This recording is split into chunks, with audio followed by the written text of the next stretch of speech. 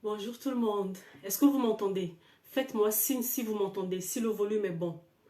Écrivez-moi quelque chose. Est-ce que vous m'entendez? Pour les personnes qui sont déjà là.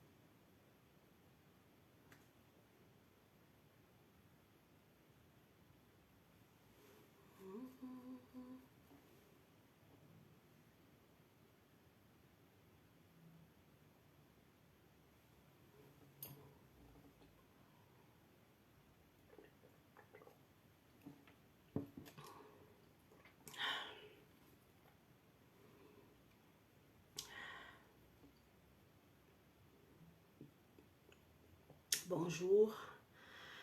Partagez la vidéo pour prévenir les autres que nous sommes là.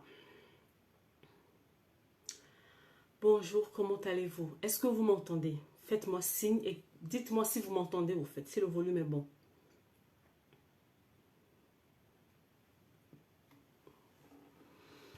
Bonjour la famille, ça fait très longtemps. Comment allez-vous?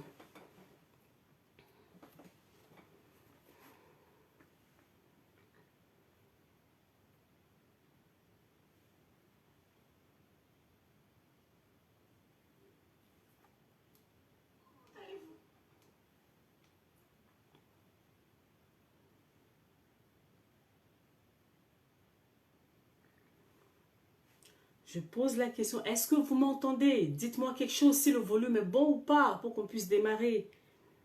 Et partager pour prévenir les autres que nous sommes là. Bonjour, ça fait très longtemps qu'on ne s'est pas vu. Dites-moi quand même bonjour. Depuis tout à l'heure, je vous dis bonjour.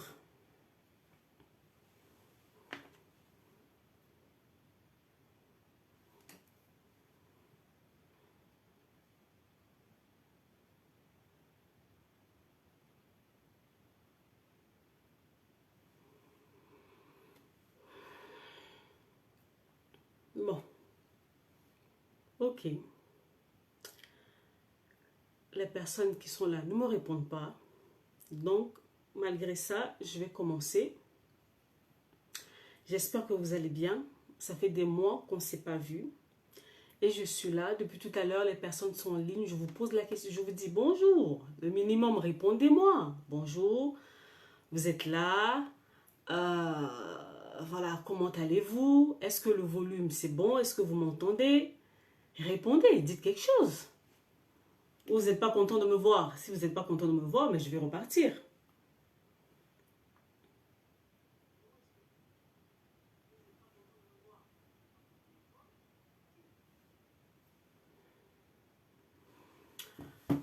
On a eu enfin 2 mois de vacances. Enfin, moi, j'étais pas en vacances. Les enfants, ils étaient en vacances, mais moi, je n'étais pas en vacances. Et pendant ces 2 mois, au fait, j'ai eu vraiment le temps de vous écouter parce que ceux qui me suivent sur la page au quotidien, vous allez remarquer que j'avais posé énormément de questions pendant ces vacances. J'ai posé énormément de questions. C'est important, au fait, pour pouvoir être efficace dans ce que je fais, surtout par rapport à vous. J'ai besoin, au fait, de connaître, au fait, vos défis, de connaître vos difficultés, les choses que vous rencontrez au quotidien. C'est pour ça que souvent, je vous pose les questions, même si vous ne réagissez pas. Et c'est pour ça que je vous pose des questions la plupart du temps pour, voilà, pour être, entre guillemets, un peu plus proche, au fait, de vos défis au quotidien. Le but, c'est pas que juste Noélie parle dans l'air comme ça tout le temps. Non. Le but est que vraiment j'arrive à répondre, au fait, à vos défis, que j'arrive, au fait, à cerner vos, voilà, vos défis au quotidien pour y répondre dans le travail que nous sommes en train de faire. Alors, j'avais reçu beaucoup de questions que j'avais notées quelque part. J'ai reçu beaucoup de questions que j'avais notées quelque part. Et là, maintenant, la rentrée a repris. Donc, je vais vraiment faire l'effort de venir au moins peut-être tous les 15 jours pour venir, au fait, pour répondre aux questions. Entre-temps, au fait, si vous avez d'autres préoccupations, n'hésitez pas, au fait, à m'écrire en privé. Et comme ça, bah, voilà, on va voir comment on va faire. Merci beaucoup, au fait, à toutes ces personnes qui m'ont envoyé leurs histoires. Parce que j'avais demandé aux personnes, au fait, de pouvoir m'envoyer leurs histoires pour pouvoir le partager sur la page en anonyme, en histoire vécue. Et j'ai eu beaucoup de retours. Il y a eu beaucoup de personnes qui m'ont envoyé leurs histoires. Donc voilà, déjà, je voulais dire merci à ces personnes, en fait, qui m'ont fait confiance, qui ont envoyé leur histoire. Merci aux nouveaux venus parce qu'on a eu pas mal de personnes qui se sont rajoutées depuis voilà, la dernière fois. Parce que ça fait des mois que j'ai pas été en live. Bienvenue aux nouveaux venus. Bonjour aux anciens. J'espère que vous allez bien. On est à la rentrée. On est septembre. Voilà, on essaie de reprendre les bonnes habitudes pour pouvoir mieux finir l'année. Pour ceux qui ne me connaissent pas, je m'appelle Noélie Panda. Je suis conseillère en relations d'aide. Je suis conférencière aussi et puis je suis auteure. Mais là, aujourd'hui, je suis là en tant que conseillère en relations d'aide. Et aujourd'hui, on va parler de quelque chose d'important. La personne qui m'a posé la question, je pense que la personne voilà, se retrouvera dans la vidéo. J'espère qu'elle sera connectée maintenant ou même plus tard. Elle va voir que non, que j'ai pris le temps de répondre à sa question. C'est très important. Donc, voilà. Elle m'a posé la question. Je vais vraiment, je vais utiliser ces mots. En fait, moi, j'ai fait une... qu'est-ce que j'allais dire? J'ai coupé, au fait, sa question pour faire un titre un peu plus court. Mais en réalité, la question que la personne m'a posée est ceci. Noélie, comment faire pour que les pensées ne se tournent plus sans cesse vers une personne qui ne fait plus partie de notre vie? Voilà la question exacte que j'ai reçue. Comment faire pour que mes pensées ne se tournent plus sans cesse vers une personne qui ne fait plus partie de notre vie? Donc, c'est comme ça, en fait, que moi, j'ai coupé et j'ai dit que, bah, comment faire le deuil, au fait. Voilà, c'est vraiment la forme contractée, au fait, de sa question. Comment faire le deuil? Aujourd'hui, pour pouvoir, avant de commencer à parler, au fait, de sa réponse, il faut que je précise bien. Il y a plusieurs types de deuil. Là, on entend de parler, au fait, d'une relation peut-être amicale, amoureuse ou professionnelle qui vient de terminer. On n'est pas en train de parler dans le deuil ou dans le cas où c'est vraiment une mort, une séparation définitive, éternelle au fait que la personne n'existe plus. Je ne suis pas en train de parler au fait de ce genre de cas. En tout cas, pas dans cette vidéo d'aujourd'hui. Un autre jour, je viendrai au fait pour parler vraiment du processus de deuil pour une personne qui a perdu un être cher, peut-être les parents, un enfant ou bref, voilà. Donc, mais ce n'est pas le cas aujourd'hui. Aujourd'hui, nous sommes en train de parler au fait dans le cadre d'une relation amoureuse ou amicale ou professionnelle ou voilà, qui vient au fait de, en guillemets, qui vient de finir, une relation dans laquelle la personne n'est plus dans votre vie. Au fait, comment faire? Comment faire, parce que c'est une femme qui m'a posé la question, comment faire pour tourner la page pour que, bonjour Dagan, comment ça va? Comment tourner la page pour que mes pensées, au fait, ne soient plus constamment tournées vers cette personne? Parce que malheureusement, c'est ce que mes soeurs, elles font, une relation finie, mais elles n'arrivent pas à passer à autre chose. Elles sont là à épier la personne tout le temps, elles sont là à ressasser les mêmes choses et des mois, des années plus tard, elles sont toujours là au même endroit, elles n'arrivent pas à avancer. Aujourd'hui, on va parler de ça. Comment je passe à autre chose? Comment, au fait, quand la chose est finie, la chose est finie, on lâche prise, on fait le deuil, on passe à autre chose. Pourquoi? Parce que quand une relation finit, voilà, quelque part, c'est une perte, qu'on le veuille ou pas, qu'on le veut l'admettre ou pas, au fait, c'est une perte. Et une perte, peu importe la perte que vous allez subir dans la vie, une perte, ça fait mal. Donc, on ne gère pas une perte. C'est pas en se disant non, ça ne m'atteint pas. Bonjour Maggie, comment ça va? C'est pas en se disant non, moi ça m'atteint pas, oh je m'en fous, oh voilà, voilà, voilà, que c'est ça. Parce que la plupart du temps, c'est ce que nous faisons. Et surtout à l'ère des réseaux sociaux, tu viens de sortir d'une relation pour prouver à la personne, en fait, en face de toi que ça ne t'atteint pas. Tu vas venir sur les réseaux sociaux, tu vas commencer à faire genre, tu veux prouver que tu vas bien. Alors qu'en réalité, ça ne va pas bien parce que tu fais tout constamment pour attirer l'attention de la personne qui est en face de toi. Tu n'es pas en train de faire le deuil de la relation, en fait. C'est pas ça. D'accord, ben, moi aussi je vais bien. Ce n'est pas ça au fait faire le deuil de sa relation. Ce n'est pas au fait en restant là maintenant, en venant sur les réseaux sociaux, en parlant, en faisant les trucs, voilà. C'est pas ça. Quand tu veux passer à autre quand tu veux réellement passer à autre chose quand une relation est finie, il y a un certain nombre de choses, il y a un certain nombre d'étapes au fait que tu es censé, par lequel tu es censé passer. C'est pareil au fait pour quand tu subis une perte, quand il y a une mort, un décès, quelque chose comme ça, il y a ce processus de deuil qui est là. Ce processus de deuil, ce n'est pas seulement pour les personnes qui sont mortes, en fait. C'est pour des relations aussi que tu perds dans la vie de tous les jours. Il faut que tu t'asseyes, surtout quand c'est une personne qui a beaucoup compté pour toi dans ta vie. Quand la relation finit, ça laisse des traces, ça laisse des cicatrices au fait sur toi qu'il va falloir que tu prennes le temps de faire le ménage, de faire ce qu'il faut pour pouvoir passer à autre chose. Parce que la plupart du temps, qu'est-ce que vous faites? Quand une relation finit, vous vous donnez même pas une semaine. Vous commencez déjà à courir, comment je vais rentrer dans une autre relation? C'est comme ça que vous multipliez les choses. Tu n'as pas encore fait le deuil de cette relation. Tu n'as pas réglé un certain nombre de choses de la relation dans laquelle tu viens de finir. Tu cours brusquement, tu rentres encore dans une autre relation. Et tu sais ce qui va se passer? Les choses que tu as fait ici pour que la relation ne marche pas, tu vas répéter les mêmes choses. Et c'est ce que tu fais inlassablement dans tes relations tout le temps, tout le temps, tout le temps, tout le temps. Et après, qu'est-ce que tu vas dire? Tu vas dire que les hommes sont mauvais, les femmes sont mauvaises, etc., etc., etc. C'est faux, c'est parce que à un moment donné, tu ne t'assois pas pour faire les choses comme il faut. Ça fait 5 ans que je répète la même chose. Vous vous étonnez, vous ne faites pas les choses comme il faut, vous vous étonnez du résultat. Ça ne va pas marcher. Faites un effort, prenez sur vous pour apprendre à faire les choses autrement. Comment je fais pour faire le deuil de ma relation? Comment je fais pour ne plus passer mon temps constamment à cette personne au fait qui est sortie de ma vie? Je n'ai pas dit que tu es censé devenir ennemi avec cette personne. Il faut qu'on soit bien d'accord. Ce n'est pas parce qu'une personne au fait, est sortie de ta vie que la personne est devenue ton ennemi. Parce que vous savez quoi? Il y a des personnes qui sont dans vos vies pour une saison, pour un temps, que ce soit...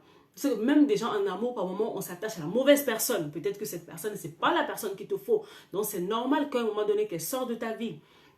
Tu es en amitié avec une personne, il y a des amitiés, au fait, c'est par saison. Quand la saison de cette personne finit dans ta vie, elle doit partir. Le fait de t'accrocher à cette relation, ça va te créer des problèmes. Même au fait, dans tes relations professionnelles, il y a des gens, ils viennent, ils partent, au fait. Mais toi, ton problème, c'est que tu veux garder les gens sous la main. Ça ne marche pas comme ça. Tu vas souffrir pour rien.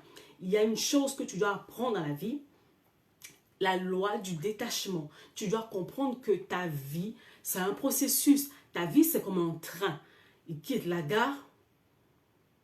Non, c'est pas, j'ai pas toujours, quand je parle de, non, ne me sortez pas de mon contexte. Je n'ai pas dit que parce qu'une personne sort de notre vie que c'est de notre faute. J'ai dit comment faire le deuil. Quand une relation ne marche pas, ça peut être notre faute, ça peut être la faute de la personne en face. Ça peut juste être que le temps, la saison de cette personne est finie. C'est tout. C'est pas forcément que non, c'est de la faute de telle personne. Je ne suis pas là pour dire non, c'est telle personne, c'est l'autre. Non, non, c'est pas ce que j'ai dit. J'ai dit, la personne est partie. Maintenant, tu fais quoi pour aller de l'avant? C'est l'objet au fait de ma sortie aujourd'hui. La personne est déjà partie.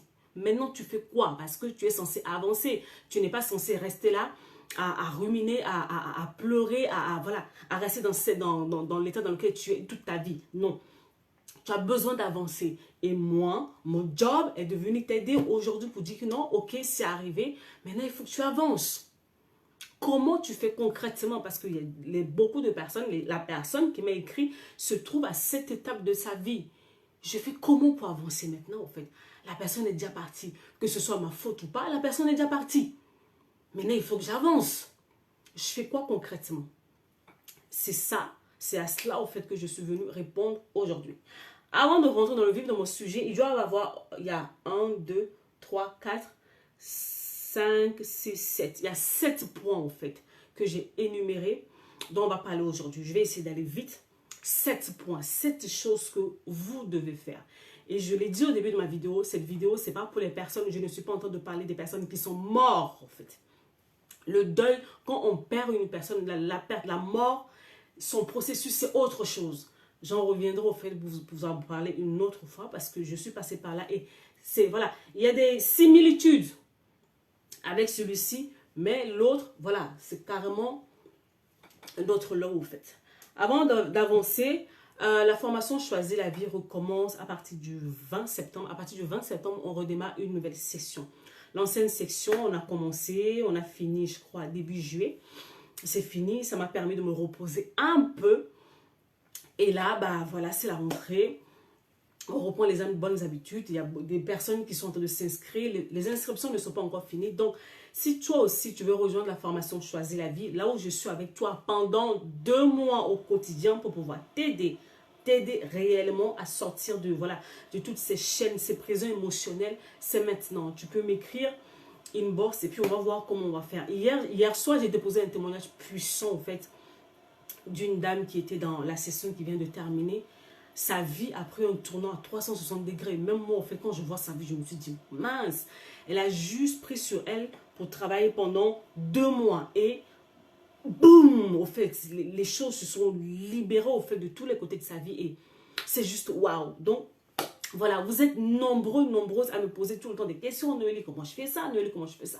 Je ne peux pas prendre le temps. Quand il s'agit, au fait, des histoires qui concernent la guérison intérieure, vous savez, je vais vous dire une vérité. Je ne peux pas prendre le temps pour répondre à chaque personne. Je ne m'en sors pas. J'ai une maison, j'ai des enfants, j'ai un mari, j'ai des trucs à faire. Je ne peux pas m'asseoir pour répondre à chaque personne par rapport à la guérison intérieure. Parce que la guérison intérieure, ce n'est pas une... En fait, souvent, vous vous attendez à ce que je vous donne des conseils. Dans la guérison intérieure, on ne donne pas de conseils. On vous accompagne, au fait. On vous explique comment, au fait, ce que vous devez faire pour guérir. Ce n'est pas les conseils qui vous guérissent. Alors, c'est pour ça que j'ai mis, au fait, les accompagnements. C'est pour ça que j'ai mis les formations sur place, au fait. Venez là-bas, on va s'asseoir, on va prendre le temps qu'il faut pour faire les choses proprement. Noélie, donne-moi un conseil pour guérir. Noélie, je ne peux pas le faire. C'est impossible, en fait. J'ai plein de messages comme ça. Noélie, je veux des conseils, je veux des conseils. On ne donne pas des conseils à une personne qui est blessée. Je suis désolée de vous décevoir. Même si le titre que je porte, c'est conseil en relation d'aide, je ne donne pas de conseils. Ok, revenons dans notre sujet. Comment faire le deuil? Comment ne plus penser sans cesse à cette personne qui a quitté notre vie? Point numéro 1. Il faut accepter de pleurer. Vous savez, on a des personnes, au fait, qui sont, en guillemets, des Rambo. J'ai des personnes, vous savez que je connais des personnes, pour eux, pleurer, c'est un signe de faiblesse. Pleurer, pour eux, c'est comme s'ils sont, voilà, ils sont faibles, ils sont... C'est pas possible pour eux de pleurer, au fait, c'est pas possible. Ils aiment avoir le contrôle. Donc, vous allez voir la personne a mal, mais la personne va tout faire, va résister au fait pour ne pas pleurer. Je ne te dis pas de te mettre devant le toit, devant ta maison ou je ne sais pas où pour commencer à pleurer pour que tout le monde puisse te voir.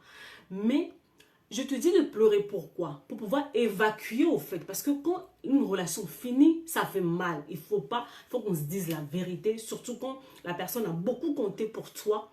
Ça fait mal et c'est tout à fait normal. Donc, si tu ressens le besoin de pleurer, il faut pleurer. C'est une chose, au fait, contre laquelle je suis, contre laquelle, voilà, j'aime pas trop dans notre communauté, c'est le fait de dire aux gens, au fait, de ne pas pleurer. Ça m'embête. Ça m'embête parce que, voilà, pleurer n'est pas... Ça ne veut pas dire que la personne, au fait, est fragile ou je ne sais pas quoi. Non, c'est faux. Quand une personne pleure par moment, c'est la personne en train d'évacuer vraiment le trop plein comment ça s'appelle, d'énergie négative qu'elle a à l'intérieur d'elle. Par moment, je pleure. Je pleure pourquoi? Parce que la pression elle est trop forte. Je pleure parce que j'ai mal. Je pleure parce que voilà, il y a un trop plein qui doit sortir. Ça ne veut pas forcément dire au fait que je suis faible ou quoi que ce soit. Et puis d'ailleurs, la plupart du temps, vous allez me voir au fait, je vais pleurer. Pour moi, je suis en train de recharger mes batteries au fait. Quand je pleure, ça veut dire que non, là, je suis sur le point de faire un virage à 360 degrés. Donc, j'ai besoin d'évacuer tout ce que j'ai à l'intérieur de moi pour pouvoir reprendre le dessus et avancer. Donc, la première chose, quand tu finis quand cette relation finit et que tu sais que non, il est temps que tu passes à autre chose, partagez la vidéo, partagez la vidéo pour que les autres sachent que nous sommes là. Donne-toi la permission de pleurer. Le premier point, tu as mal. Imagine tu es là et puis d'un coup tu reçois le message, c'est fini. Que ce soit en amitié ou en amour, quoi que ce soit, on te dit c'est fini. Mais ça fait mal en fait. Ça fait mal et voilà, le but c'est pas que tu commences à faire genre, non, je m'en fous, ça ne m'atteint pas. Non, en fait tu as mal. Quand tu as mal, eh bien tu as mal. Eh bien s'il faut pleurer, tu pleures un bon coup. Voilà, premier point, j'ai dit, il faut pleurer pour accepter les choses. Parce que quand tu pleures, qu'est-ce qui se passe? Tu regardes au fait la vérité en face, tu regardes la réalité en face, et puis tu acceptes que non, au fait cette personne est réellement partie de ma vie, est réellement sortie de ma vie, au fait c'est fini, cette relation elle est vraiment finie. C'est là où le processus commence, quand tu commences à accepter que la chose est terminée. Mais quand tu fais semblant, tu accumules tout, et que tu viens, que ce soit sur les réseaux, dans la vie de tous les jours, tu veux nous montrer au fait que tu contrôles, que tu maîtrises, en réalité, tu n'es pas dans l'acceptation, en fait, tu es dans le déni. Tu ne veux pas, en fait. Tu ne veux pas pleurer. Voilà, ok. Tu ressors les choses négatives qui sont à l'intérieur de toi. Et puis tu te dis, voilà, c'est vrai. C'est fini. Premier point, tu pleures. Et je dis, on vous a enseigné, on vous a appris que pleurer, c'est signe de faiblesse. Ce n'est pas toujours vrai. Je répète, on vous a enseigné que pleurer est signe de faiblesse. Ce n'est pas toujours vrai. C'est comme ça que tu gardes les mauvaises émotions en toi et tu deviens colérique, aigri, grincheuse avec tout le monde dans la vie de tous les jours. C'est parce que tu passes ton temps, en fait, à accumuler les mauvaises émotions en toi. Mais il va falloir que tu les évacues. Et le moyen pour toi de pouvoir les évacuer, l'un des moyens, c'est de pouvoir pleurer par moment pour lâcher prise, pour pouvoir passer à autre chose. Le deuxième point, il faut que tu parles. Vous savez, quand une relation finit ou quelque chose vous arrive, quelque chose qui vous a choqué qui arrive, en fait, dans votre tête, vous faites plein de films, en fait. Vous faites plein de films, vous pensez à beaucoup de choses. Il y a beaucoup de pensées, en fait, qui traversent votre tête, voilà. Et vous vous dites, mais voilà, vous avez besoin maintenant de parler. Après avoir pleuré, acceptant, en fait, la chose, il faut que vous trouviez une personne de confiance. Je répète, une personne de confiance. Vers qui, au fait, vous allez vous asseoir, au fait, et voilà, parler, dire non, expliquer à la personne, au fait, ce que vous ressentez, comment peut-être la relation s'est terminée, ce qui s'est passé pour que la relation finisse, et voilà, et surtout comment vous vous sentez, au fait. Depuis que vous avez appris la nouvelle, au fait, de la fin de la relation, même si c'est vous qui avez mis fin à la relation, parlez avec une personne de confiance, une personne qui ne va pas vous juger. Parlez à cette personne, dites à la personne ce que vous ressentez, au fait, à l'intérieur de vous. C'est important. C'est une manière, au fait, de pouvoir aussi extérioriser les choses. Après avoir parlé, ce qui est une bonne chose, après maintenant, enfin, après avoir pleuré, il faut extérioriser. Extérioriser, ça peut passer, au fait, par la parole, le fait de parler à une personne, ou même de vous asseoir, d'écrire, au fait. Ça vous permet, au fait, de vous détacher. De vous détacher, au fait, de la chose qui est arrivée. Voilà. Donc, ayez autour de vous des personnes de confiance. Cet été, j'étais partie enseigner dans 3 ou 4 endroits. J'ai beaucoup enseigné cet été. Faut pas croire que je ne fais pas de live ici, que non. J'ai beaucoup enseigné autre part, en fait. Et je disais aux gens, vous devez avoir des personnes de qualité autour de vous. Dans cette vie, ne cherchez pas à être beaucoup entouré. Cherchez à avoir des personnes de qualité, des personnes qui peuvent vous relever quand vous allez mal, des personnes qui sont capables de vous dire la vérité en face, mais qui sont toujours là. Les personnes, en fait, devant qui vous pouvez être vulnérable, en fait. Parce que beaucoup d'entre nous, on n'aime pas se montrer vulnérable. Donc, on est obligé de tout garder et porter ce masque qui fait croire que, ben voilà, je suis parfaite, tout va bien, machin, tout. Non. Ayez autour de vous des personnes devant qui vous pouvez ôter le masque. Des personnes devant qui vous pouvez baisser la garde pour dire non, là j'ai mal. Je ne me sens pas bien, ça me fait mal, je ne comprends pas. Et cette personne est juste là pour vous écouter. Ce n'est pas la personne qui va rajouter encore le truc. Oh, mais toi, tu es toujours comme ça, tu es mauvais. Non. Juste que la personne vous écoute. ça va énormément vous faire du bien. Vous avez besoin de parler, parler pour extérioriser les choses que vous avez à l'intérieur de vous. Au même moment que vous parlez, qu'est-ce qui va se passer? Vous allez vous rendre compte d'une chose. Pendant que vous serez en train de parler, en fait, vous allez vous rendre compte que quelque part en vous, il y a de la colère. À chaque fois que vous subissez une perte, que ce soit en amour, en amitié, en relation professionnelle, ou même la perte d'un être cher, c'est-à-dire que vous avez, comment ça s'appelle, il y a une personne qui est morte, une personne que vous aimez beaucoup. Oui, Janine. Bonjour, Janine. Comment allez-vous? Ça fait longtemps. Oui, bon, moi aussi, ça fait longtemps. Je suis juste en direct. Quand vous allez vous rendre compte que vous étiez, en fait, vous êtes en colère. C'est ça, en fait. Yes. Ah non, c'est elle, je l'aime beaucoup, Esther. Je l'aime beaucoup, Esther. Quand vous allez commencer à parler, vous allez vous rendre compte au fait qu'il y a beaucoup de choses qui se bousculent entre vous. Et vous allez rencontrer une émotion en particulier, la colère. Souvent, quand on vous a enseigné que pleurer, c'est mal. On vous a appris que ressentir un certain type d'émotion, c'est mal. Moi, je suis là pour te dire que c'est faux. La colère n'est pas quelque chose de mauvais. Mais le problème se pose où? Ce que tu fais avec la colère. L'année dernière, j'avais perdu ma mère. J'ai perdu ma mère. Et je me rappelle, avant sa mort, en fait, elle avait fait un AVC. Elle avait fait un AVC et voilà, on avait soigné. Elle allait mieux. Elle était en rééducation. Tout allait mieux, en fait. D'accord, tout allait mieux. Je me suis dit, ouf, j'ai échappé au pire. Et en tant que croyante, au fait, je me rappelle, j'avais prié, j'avais demandé à Dieu, Seigneur, ne la touche pas. Fais tout ce que tu veux, mais ne touche pas maman, ne touche pas ma mère, au fait. Enlève-moi tout ce que tu veux, mais ne la touche pas.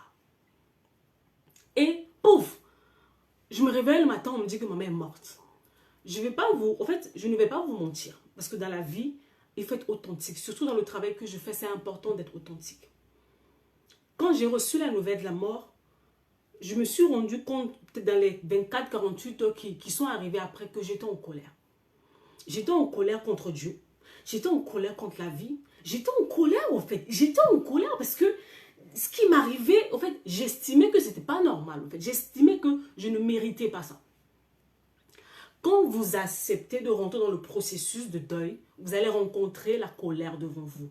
Et le problème, ce n'est pas de refouler la colère que vous ressentez. Ça ne vous aide pas. Vous devez extérioriser votre colère. Vous devez reconnaître au fait que vous êtes en colère. Que voilà, ce qui s'est passé, c'est peut-être pas normal.